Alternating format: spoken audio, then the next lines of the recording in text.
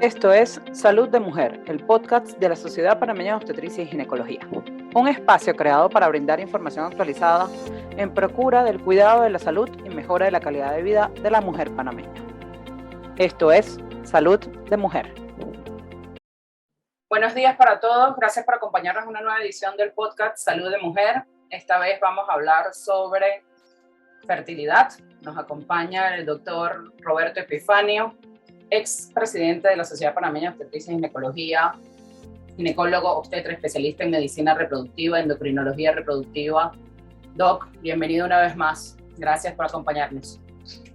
Hola Patricia, hola a todos los radioescuchas o internet escuchas, no sé cómo se diría, pero indudablemente quiero empezar diciendo muchas gracias a la sociedad por este espacio docente, este espacio que nos permite enseñarle no solamente a otros colegas, sino a la población general sobre temas de vital importancia en la salud de la mujer.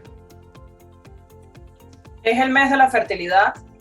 Queríamos hablar sobre aspectos claves que afectan nuestra fertilidad, bien sea porque hacemos algo que no debemos hacer o porque tenemos también condiciones que normalmente pues, pueden afectarnos esta.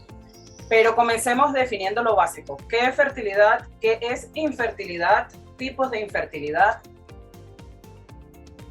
Mira, acabas de hacer una pregunta que voy a empezar con un preámbulo muy importante. La fertilidad es algo natural, por consiguiente la concepción es algo natural. Si nos vamos a la Real Academia de la Lengua, fértil es aquella persona, animal, vegetal, que es capaz de reproducirse. Eso es básicamente la definición.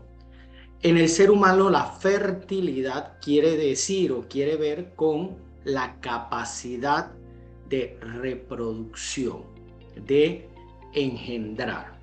Entonces, la infertilidad es la incapacidad que tiene una pareja, porque recordemos que la infertilidad es de la pareja, para tener un recién nacido, un bebé.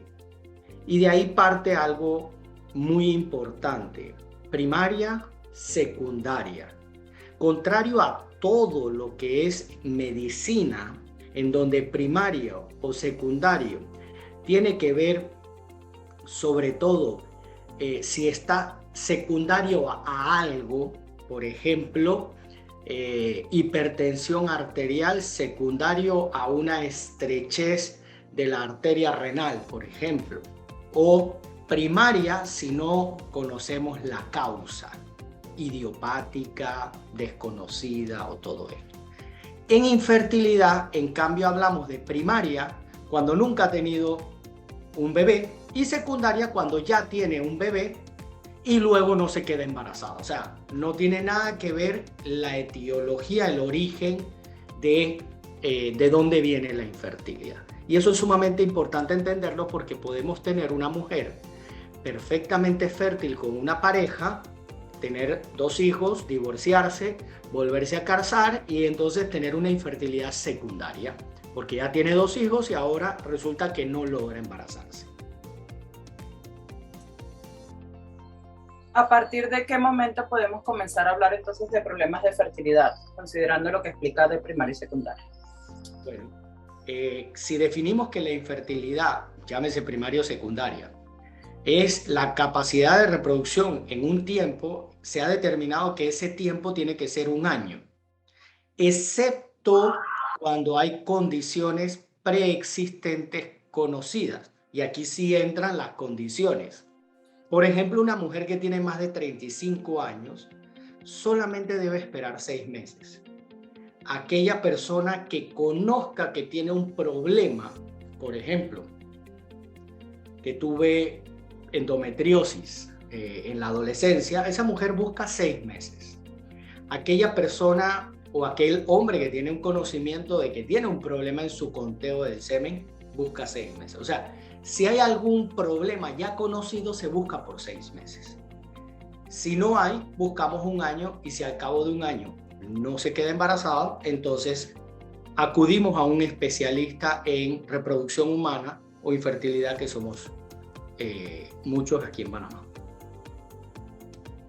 Cuando hablamos de fertilidad, doctor, y de buscar a este especialista, no siempre hablamos de procesos de reproducción asistida, ¿verdad? Existen otros procesos. Es importante describir los tratamientos. Los tratamientos se dividen en dos grandes grupos: alta complejidad y baja complejidad. Entendamos que la mayoría de las veces con baja complejidad somos capaces de resolver problemas. Baja complejidad es cuando el médico actúa o modifica uno de los dos gametos. Llámense óvulo o espermatozoide, son los gametos. Si por ejemplo una mujer no ovula, o sea, no tiene reglas o tiene reglas muy de vez en cuando, lo que hacemos es estimularla para que tenga reglas y busque bebé en casa. Eso se llama coito programado, relación dirigida. Si en cambio tenemos una mujer que ovula, pero que el conteo del semen del marido es ligeramente inferior o la movilidad está un poquito reducida, entonces introducimos ese semen dentro de la mujer y se llama inseminación. Cuando ya tenemos un daño mayor, una condición desconocida o algo, digamos, más importante, entonces pasamos a la alta complejidad.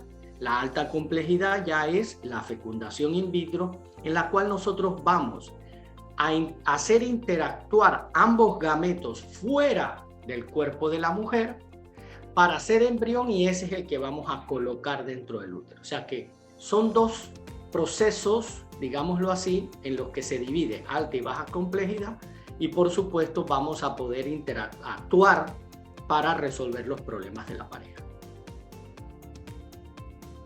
Excelente, doctor. La idea es hablar de los 5 principales causas o acciones que hacemos que afecten nuestra fertilidad. Sin embargo, sí me gustaría que tuviéramos como una especie de preámbulo y habláramos un poco sobre esas causas orgánicas o síndromes que ya de por sí son una causa de infertilidad o de fertilidad afectada. De infertilidad, así es.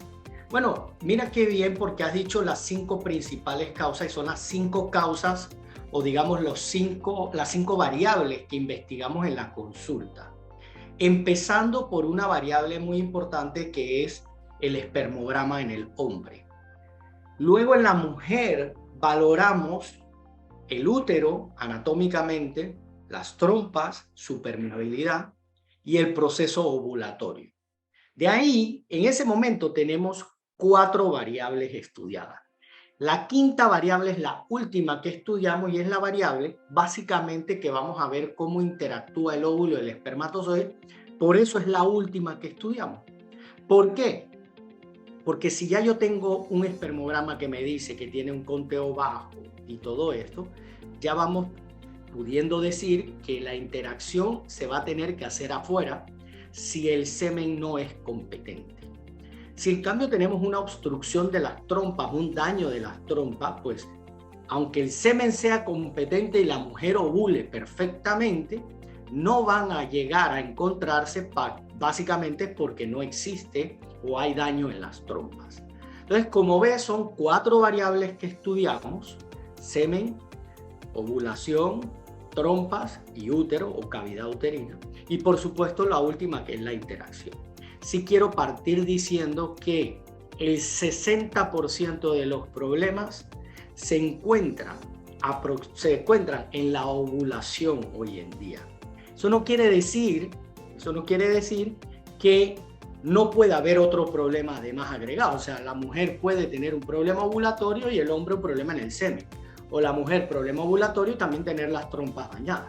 Pero es importante entender que los problemas ovulatorios hoy en día representan un porcentaje importantísimo por muchas variables genéticas, sociales, epidemiológicas adquiridas, como es el sobrepeso, la obesidad, los extremos que estamos viendo hoy en alimentación, en ejercicio y en todo, tanto de mucho como de poco. Entonces, es importante, digamos, mencionarlo. Si bien podría ser un tema para otro podcast, sí me gustaría que nos definiera rapidito a qué se refiere con restricciones ovulatorias, a qué condiciones pudiéramos vincular allí. Importante entender eso porque el ovario es un órgano que responde a las hormonas que lanza el cerebro para que él funcione. Cuando el cerebro manda mal las hormonas, el ovario funciona mal. Cuando el ovario tiene un problema, también va a funcionar mal. Entonces, todas esas alteraciones se llaman disfunciones ovulatorias y básicamente la más importante y conocida y ampliamente discutida y ampliamente conversada es el famoso síndrome de ovario poliquístico, que no es más nada que una alteración genética heredada, o sea, una condición predisponente de forma genética que ha sido afianzada, digamos, cultivada por el estado de salud de la persona. O sea, si yo tengo un antecedente, y voy a poner un ejemplo, me gusta hacer ejemplo. Si yo tengo mamá y papá diabéticos, pero yo me comporto bien, me cuido bien, como saludable, hago ejercicio, las probabilidades de que desarrolle una diabetes es muy tardía. Si en cambio yo tengo papá y mamá diabéticos y yo a los 16 años soy sedentario, me alimento mal y todas estas cosas, y recordemos que entre los 16 y 25 años hay una crisis muy importante que es la crisis universitaria, le llamo yo, que es la crisis donde nos alimentamos mal, muchos hacen ejercicio pero se alimentan muy mal. Todo esto despierta condiciones genéticas heredadas que hacen que fácilmente la persona empiece a tener este trastorno de fondo desarrollado y que, por supuesto, cuando la mujer va a buscar bebé, entonces lo encontramos. Importante. Apuntaremos también el síndrome de ovario poliquístico para otro podcast, doctor. De eso hay que hablar bastante. Ese hay un tratado. De hecho, estamos en estos momentos haciendo una revisión para una revista. Doctor, hablemos ahora de las 5 principales causas no orgánicas, no síndromes, no heredadas, sino que más bien están asociados a nuestro comportamiento que puedan afectar nuestra fertilidad. Comencemos con consumo de tabaco y alcohol. Eso es muy importante que se mencione.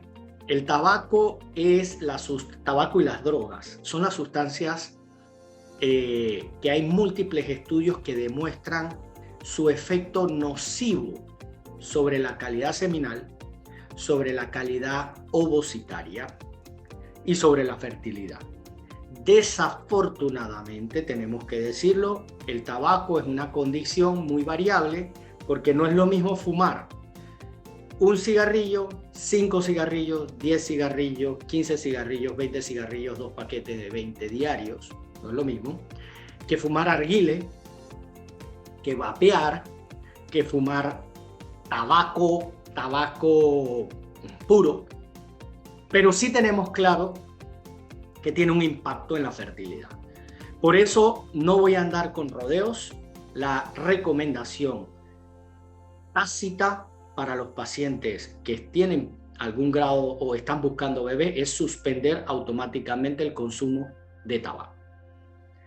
Con respecto al alcohol, exactamente lo mismo. El alcohol tiene un grado de consumo. Si tú te tomas una copa de vino, no tiene por qué producirte absolutamente nada. Tu hígado y todas las enzimas que tienes en el cuerpo que catabolizan el alcohol tienen que ser capaces de destruirlo sin producir ningún tipo de alteración. Pero no es lo mismo hablar de una copa de vino que una botella de vino todas las noches. Y no es lo mismo hablar de 1 o 2 copas de vino a los fines de semana, una botella de ron o una botella de whisky o una botella de cualquier bebida de estas tan deliciosas que la gente disfruta, ¿no? Entonces, lo claro y lo evidente es controlar el consumo de alcohol. Recordemos que el alcohol se transforma en azúcar en el cuerpo, entonces también si tenemos un sobrepeso, consumir alcohol es contraproducente. Con respecto a las drogas, existe bastante información con respecto a las drogas y el daño que producen, pero a nivel de la fertilidad, digámoslo así, salvo drogas psicotrópicas importantes, heroína, cocaína y estas, con la marihuana, que muchos, digamos, ahora la quieren normalizar, vuelve al mismo punto, sigue siendo una sustancia de un consumo muy variable. No es lo mismo un porrito, como le dicen, un cigarrillo semanal, que un cigarrillo cada día, 2 o 3 veces al día. Entonces, igual la misma recomendación, la cantidad debe ser disminuida, controlada o eliminada. Entonces, con respecto, hemos hablado de 3, pero es importante que tomemos en cuenta algo muy importante que se viene hablando ya desde hace algunos años. De hecho, me sentí honrado porque la Federación Internacional de Ginecología y Obstetricia me permitió a mí exponer en el Congreso Mundial el impacto que tienen ciertas sustancias que no nos damos cuenta que existen, como son, por ejemplo, fertilizantes y otras sustancias que no están siendo controladas y siguen utilizándose en los sembradíos o en las siembras de alimentos, ¿no? Entonces es importante que procuremos lavar bien la comida, tanto los vegetales, verduras, antes de ser utilizados e ingeridos por las personas que pues están buscando bebé. Doctor, en preguntas anteriores y también sobre todo cuando habló del alcohol, comentó el tema del peso. Entonces, ¿es el peso un factor también que afecta a nuestra fertilidad? Por supuesto, es la pandemia global, es la pandemia antes del SARS-CoV-2, es la pandemia antes del MERS y antes del SARS-CoV-1 o SARS-CoV porque no se le había puesto el 1. Es la pandemia mundial del sobrepeso que lleva múltiples complicaciones, no solamente infertilidad, sino muerte súbita, problemas cardíacos, problemas metabólicos como diabetes y todo esto. Indudablemente, y también tengo que decirlo, no tenemos la varita mágica para saber a quién le está afectando el sobrepeso o la obesidad le va a afectar la fertilidad. Pero sí tenemos claro que uno y otro hay que corregirlo, o por lo menos, como le digo yo a muchas pacientes, yo no te estoy pidiendo una dieta, te estoy pidiendo que hagas ejercicio y empieces a mejorar tu metabolismo. Con eso debe ser muchas veces suficiente. ¿De qué manera el peso nos afecta, doctor? Lo que pasa es que el peso, la grasa, recordemos que las hormonas en el cuerpo se aromatizan, se procesan a nivel de la grasa. Y la grasa es un catalizador de esas hormonas. Entonces, de hecho, por eso ustedes ven que las personas con sobrepeso tienen una piel más brillante, tienen una piel a veces más llena de acné, más vello también. Entonces, todo eso porque básicamente el efecto de las hormonas se multiplica por el sobrepeso. Entonces, todo esto tiene un efecto directo sobre la función testicular y sobre la función ovárica. Quizás puedo hacer una pregunta rara, pero ¿la higiene íntima tiene algún efecto? Tiene un efecto contrario. La vagina es un órgano que está hecho para limpiarse solo. Y contrario a lo que mucha gente piensa, no deben colocarse óvulos de limpieza. Hay una mala costumbre de utilizar óvulos después de la regla para limpiar. Esos óvulos son usualmente antimicóticos, o sea, contra hongos o contra bacterias. Y lo único que está haciendo ese óvulo es alterando la flora vaginal normal, que debe estar en una proporción muy alta de un bacilo llamado lactobacilo, que no es más nada que un bichito bueno que mantiene el pH vaginal correcto y mantiene el entorno normal de la vagina. Y eso es ustedes ven cuando uno empieza a interrogar a las pacientes que vienen con infecciones recurrentes que han cometido estos errores. Y por supuesto, en la higiene, también hay que hablar de la ropa interior de las mujeres. En un país tan húmedo como Panamá, las ropas interiores hoy son de muchísimas telas diferentes, pero todas tienen un pequeño rectangulito que es el área que va en contacto directo con la vulva y vagina de la mujer, que tiene que tener algodón porque tiene que absorber la humedad. Ahí pudiéramos abrir un paréntesis por el uso también de los protectores diarios. Pero antes de hablar de eso, me gustaría hablar un poquito de la higiene de la ropa interior. Panamá es un país en donde sobran las secadoras y la secadora tiene una cualidad: uno toca la ropa y está caliente. No significa que no esté húmeda. Entonces es muy importante que todas las mujeres que lavan su ropa y la secan en secadora, luego la cuelguen por un día, 24 horas colgada, para que termine de expulsar la humedad. Así, los protectores diarios están hechos para no ser utilizados por más de 4 horas. Encontramos mujeres que se ponen un protector diario en la mañana y llegan a las 5 de la tarde con el mismo protector diario. La cantidad de humedad que absorbe un protector es limitada y por supuesto no más allá de 4 horas, 6 horas, ya el protector no está absorbiendo y probablemente lo que está creando es un caldo de cultivo. Todas estas condiciones, por supuesto, que pueden tener un efecto a largo plazo sobre infecciones e infertilidad.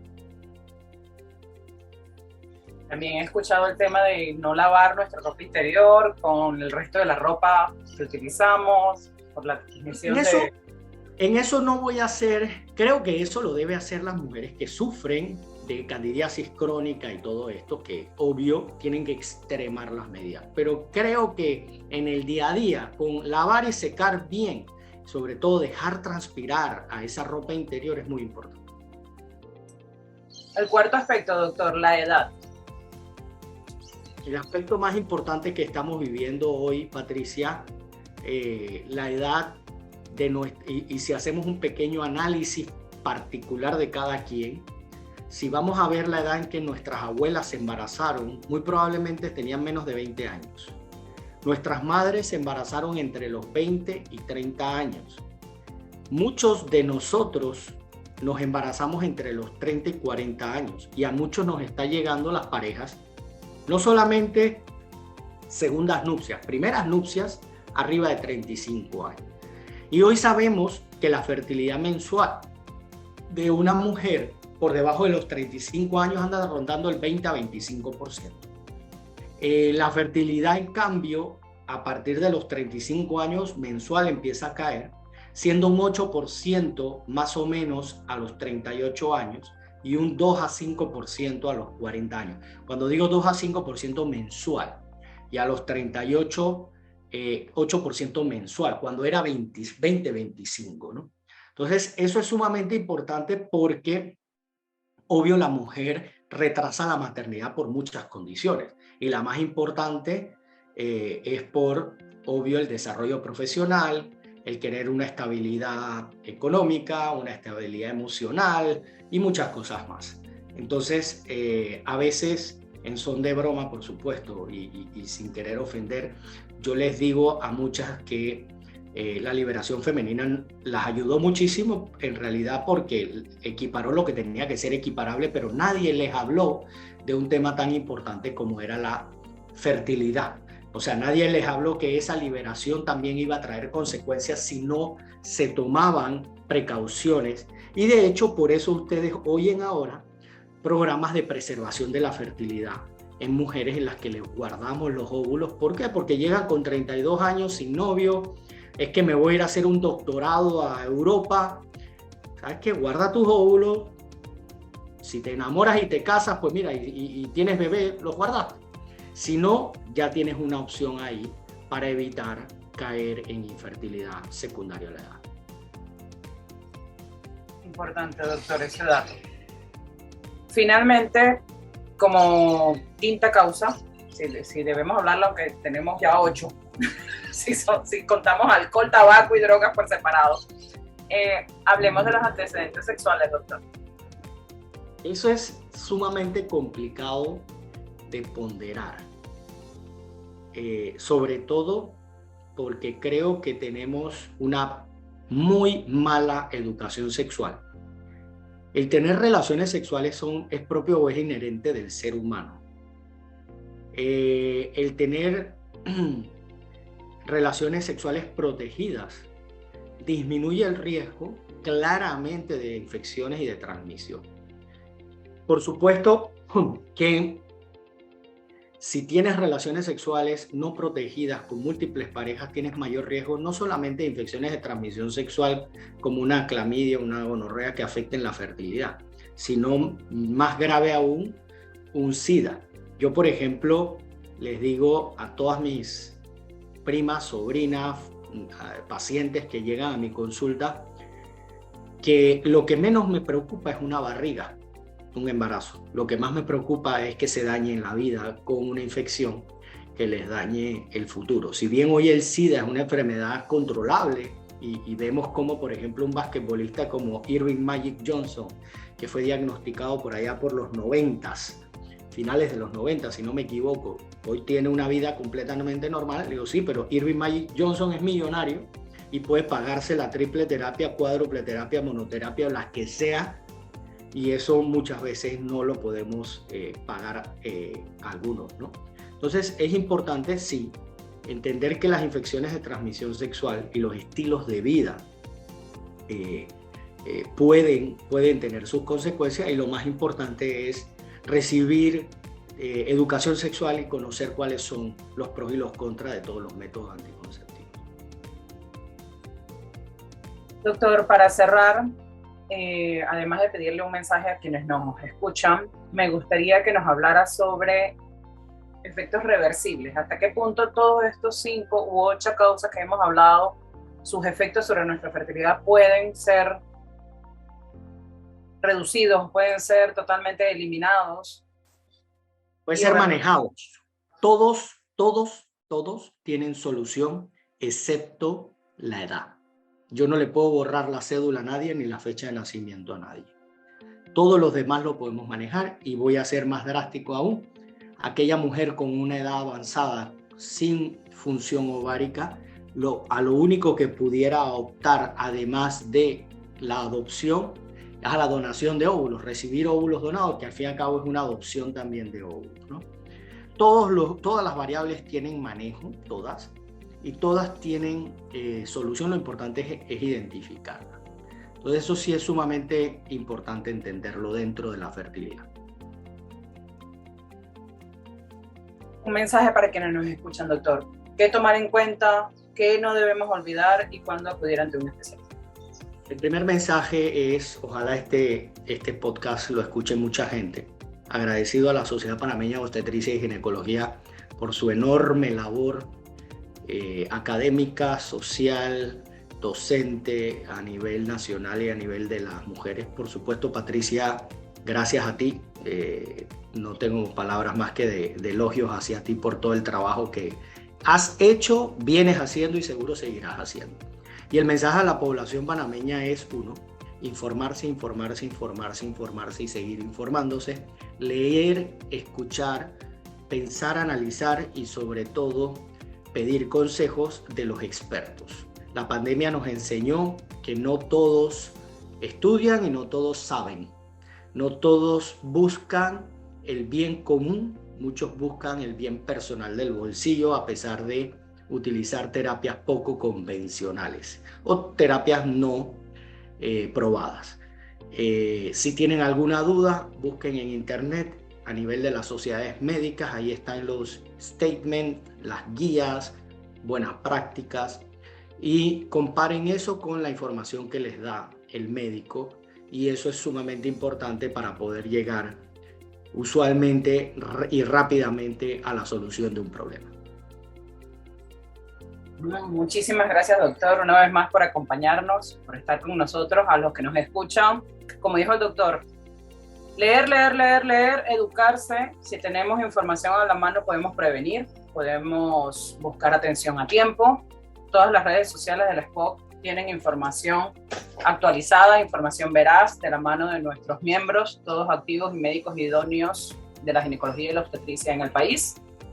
Estamos en Instagram como SPOC PMA y estamos en YouTube, Twitter, LinkedIn como SPOC Panamá. Sigan el podcast y si creen que esta información les sirve a hermanas, mamás, tías, abuelas, por favor compártanla. Y si buscan un doctor, pues www.spocpanama.org, en el directorio médico está el doctor Roberto Epifanio y todos los miembros activos. Nos vemos en una próxima edición todos los martes a las 7 de la mañana. Muchas gracias, doctor. Gracias. Ha finalizado una nueva edición de Salud de Mujer, el podcast de la Sociedad Panameña de Obstetricia y Ginecología. Todos los martes a las 7 de la mañana, una nueva edición. Desde ya, te estamos esperando.